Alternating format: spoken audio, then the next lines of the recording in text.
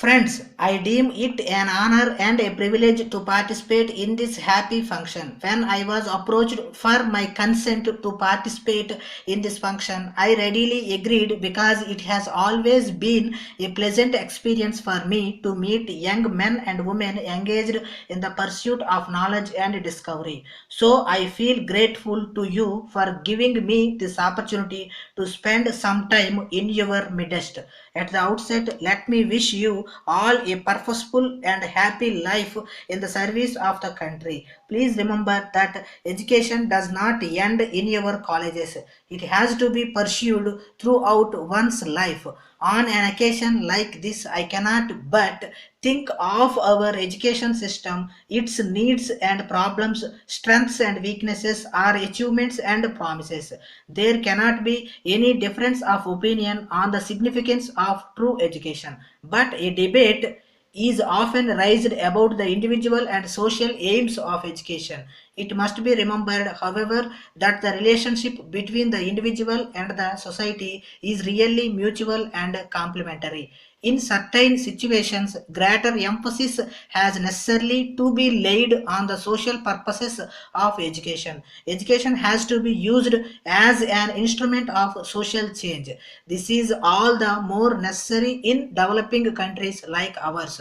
The tasks which we have set before ourselves are as formidable as they are noble. We want to raise the standard of living of the teeming millions of our people. We want to assure a minimum income to each family or at least to each planned family. We want to create a new social order based on justice, equality, freedom, and dignity of the individual.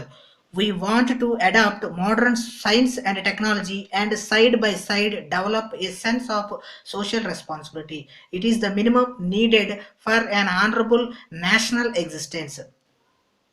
In implementing it, we can have no greater LOI than education, which is the most powerful instrument of national development. What we need most urgently at the present time is revolution in education. The large scale reconstruction of national life, which we envisage, can be accomplished only with the help of an intelligentsia of adequate size and competence. Its size is important if an impact is to be made on the people as a whole. Its competence is of greater significance, especially in the modern world. But most important of all is its close affinity with the masses of the people. I am firmly of the view that it is only the universities which can provide the necessary leadership in this connection. Once they provided the right type of leadership, which they can, I am sure that all difficulties facing the country will vanish like darkness at sunrise. That is why the father of the nation used to say that the aim of university education should be to turn out true servants of the people who will live and die for the country. How can the universities fulfill this heavy responsibility that rests on them? In my view, they will have to develop certain important functions for this purpose. The traditional universities had three main functions, namely teaching, research, and the training of leadership in a few select fields. Modern universities will have to continue and expand these functions to cover all walks of life. They should also include service to the community and adult education in their program. This is very important in all developing countries. From this point of view, our universities have a long and difficult journey ahead. They have to widen their scope to cover several new fields. They need development of teaching and research to ensure that every student acquires an adequate competence in his field and cultivates a sense of curiosity, a scientific temper of mind, and capacity to think and judge for himself. These steps are no doubt essential and important, but not enough. All university students, irrespective of their fields of study, should be given basic training in citizenship. It should include a study of the freedom struggle and the important provisions enshrined in the Constitution. Students should be increasingly involved in activities of social or national service. The idea of social service should be an integral part of secondary and higher education. I fully share their view and hope that the government will help the universities as far as they can in this respect. I visualize the establishment of strong extension departments in universities to look after such programs of community contact and social or national service.